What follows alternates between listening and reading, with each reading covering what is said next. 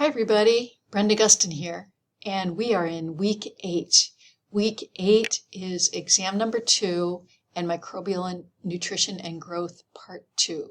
So you've got a lot to do this week. Let me just talk you through this. The order that I put things on your Brightspace page is usually the order I recommend using. And this week I'm recommending that you do the lab for week 8 before you do exam number 2. And the reason for that is there's actually some really good things in the lab that will be really good review for exam number 2.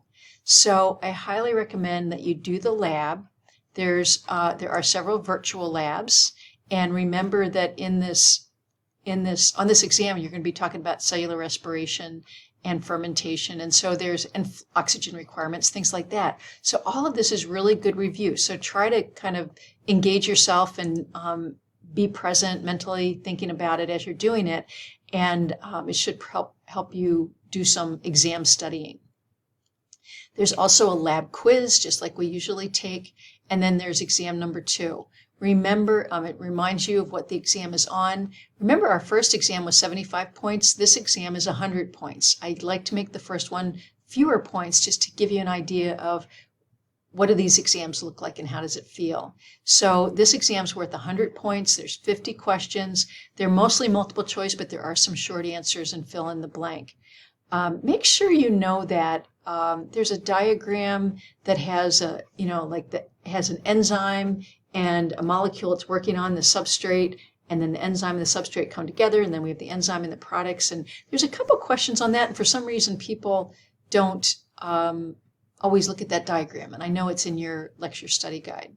So enzyme, substrate, products, make sure you know what that diagram means and check it out. Let's see, what else about exam number 2? The other thing I want to remind you of, because there's some short answers on it or fill in the blanks, I always have to check those, because they get graded by the computer, but a lot of times it marks things wrong that shouldn't be marked wrong. So if you get your grade and you're like, just hang on a little bit, and I always try to grade them on Monday, but sometimes Mondays just get carried away with my other class that seems to take up Monday. But I will try to get those graded on Monday and by Tuesday at the absolute latest of week 9, the week after it's due. So exam number 2. The other thing, we have a lecture. We're going to have the second part of microbial and nutrition and growth, and this is actually a little bit shorter than a normal lecture study guide because we have exam number 2, but there are some lecture videos and a lecture assignment. So pretty typical week. I don't think the material's terribly hard, but you have your work cut out for you with a pretty challenging lab and an exam. So work hard, do some studying, don't wait till the last minute. You guys take care.